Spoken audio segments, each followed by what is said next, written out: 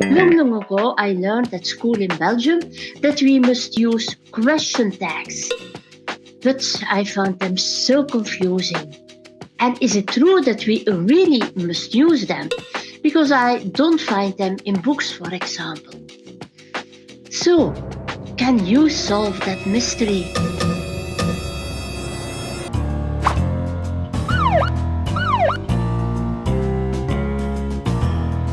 So Chris is wondering about something we call tag questions. Tag questions work like this. A simple statement of fact, you like pizza.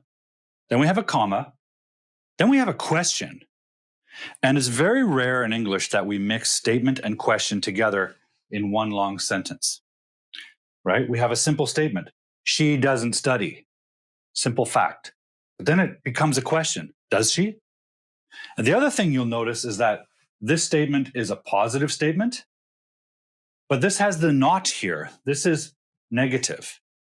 And this one here has the not here, the negative, but the positive here. So what the hell's going on? Well, tag questions have a special job to do. They're not quite a statement, and they're not fully a question, okay? They're a mix of both. Why do we need that? Well, again, let's go back to the lasagna. The English language lasagna.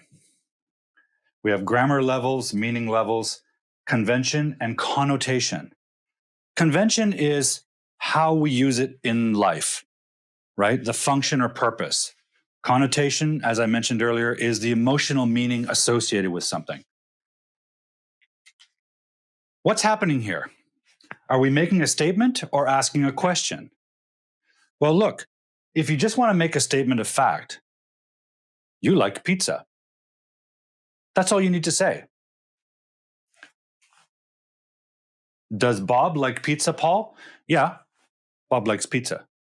Bob likes pizza. That's a statement, right? Or she doesn't study. She doesn't study. That's just a statement of fact, of a simple truth, a general truth, okay? Don't you like pizza? That would be a question. Or do you like pizza? That would be a question. Does she study?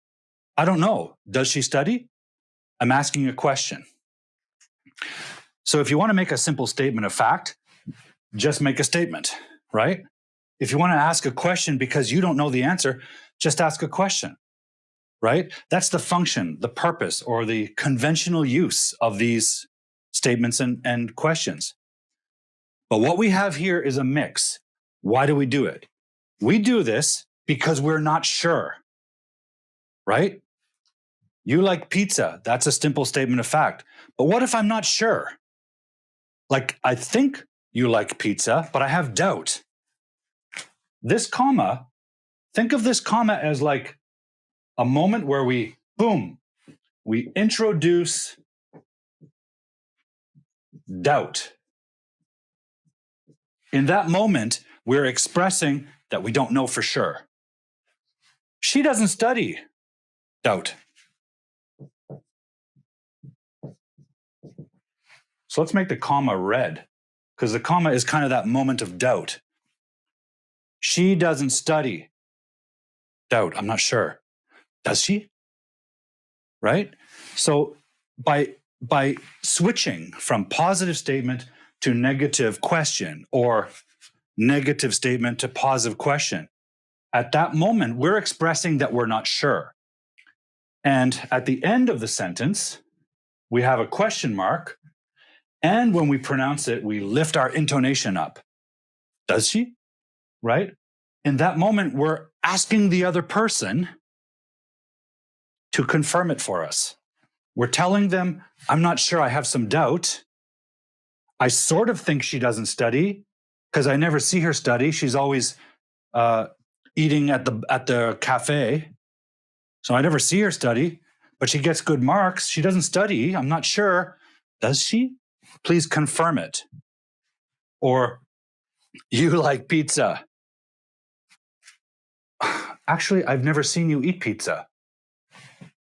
Don't you? So this whole structure is expressing our uncertainty and asking for, can you still see that? Asking for confirmation. Remember, guys, a sentence doesn't exist on my board alone. These things come from the real world, and they exist in a context, inside a conversation. So when you try to learn these and understand them, try to imagine the situation, right? Why would I use this? When would I use this? With whom would I use this? Well, when I'm not sure, I'm sharing what I think is true, a statement of fact, but I'm not sure it's a fact. I want you to help me clarify, so please confirm. This is how you do it in English.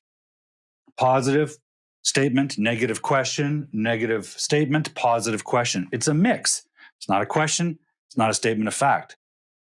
The reason it's not a statement of fact is because you don't know it's a fact. You're not sure, and you want help. That's why it's a question. So you're expressing uncertainty and asking your friend for help. That's a tag question. And the structure is that combination of negative and positive, or positive and negative. And I think that switch, that contrast of negative to positive, I think that's what gives people a hard time. Well, all you have to do is memorize that. Positive, negative, negative, positive. Statement, question. You could even draw that up as a formula. But the important thing is the meaning. What are you communicating? And that's what you're communicating. You're expressing what you think is true, but I'm not certain, and you're asking for confirmation, right?